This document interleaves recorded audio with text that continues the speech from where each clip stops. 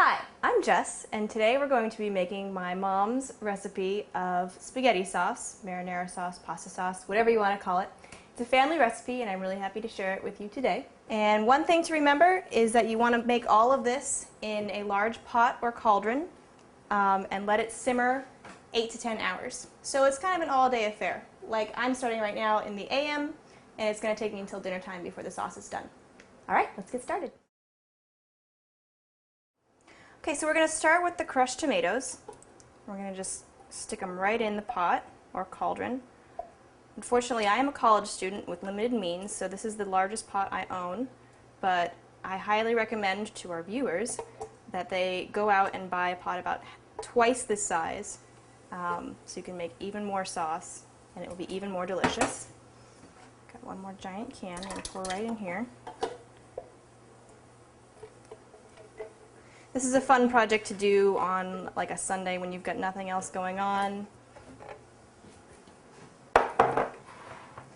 Next, I'm going to put in our tomato paste. This just kind of thickens things up a little bit. I'm actually going to grab a spoon to take care of that because it's very sticky inside the can. So this thickens things up and makes it, gives it some body, I suppose. All right, so there's that. We're going to stir things up a little bit using our big wooden spoon. Make sure you mix evenly the tomato paste and the crushed tomatoes, otherwise you'll have lumps, and nobody likes that.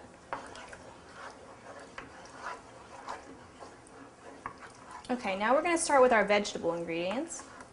I'm going to start by putting in our green bell pepper. Just going to get that right in there. Get all of it in there. I'm also going to toss in our red onion. I know it seems like a lot, but it'll soften up as things go along. Oh, and by the way, before I started, I actually turned the stove on to a simmer. So the pot is hot right when you start. And our celery. Despite all these vegetables being in here, the sauce will actually not be all that chunky. It'll actually be pretty smooth when you start out. I also want to throw in our fresh minced garlic, right there. 2 cloves. You can do 2 to 3 depending on the size of your pot. And we're just going to stir all that right in there. Now, the vegetables are getting mixed in quite nicely, and I'm just about to start with my spices. So the first thing I'd like to do is start with my salt. We're going to do 1 tablespoon of salt. Pour that right in there. Sort of sprinkle that in. So we're going to get our crushed pepper, and I'm just going to eyeball it because that's the kind of person that I am. You can use any kind of pepper you want. I like this kind of pepper, the kind that you crush. I'm going to get my oregano, do a tablespoon of that. Believe it or not, there is no basil in this recipe. Sometimes you can buy the crushed tomatoes with basil in it, and that's fine, but it sort of differs from most Italian recipes in that there is no basil to be added. So just throw in the oregano, 2 teaspoons of chili powder. Get my chili powder.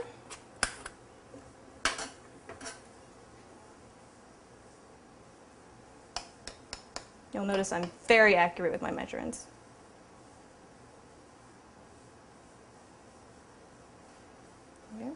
Sprinkle that in there. And the next thing we want to do is get a teaspoon of paprika. So here I have my paprika. Sprinkle a little bit of that in there. Paprika is proving to be difficult coming out of the canister.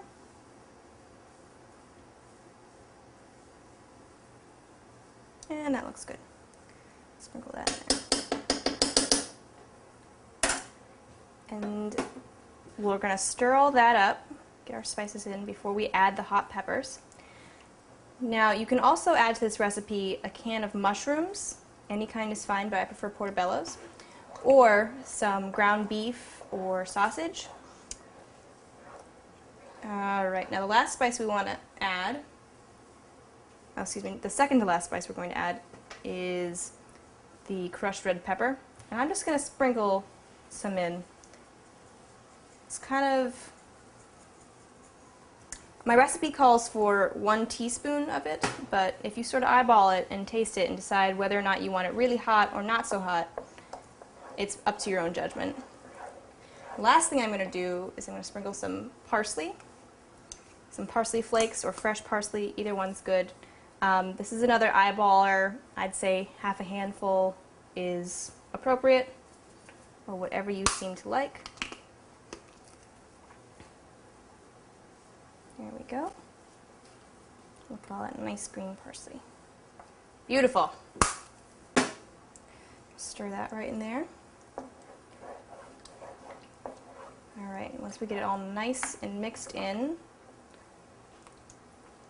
we're going to put a lid on it and let it simmer for about an hour before tasting.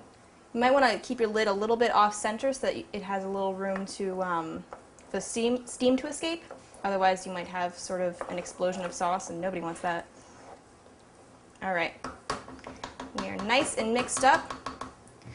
So I'm going to put my lid on it, leaving a little extra room for the steam to escape. And I'm going to make sure my fire is a little bit turned up. A little less than medium heat will do. Well, here we are with our final product. About 8 hours have passed. It's been a long day of sauce making. So we're going to stir this up. Looks pretty good. As you can see, not too chunky, not too smooth, still bubbling nicely. And we're going to do the all-important final taste test before it's approved for consumption.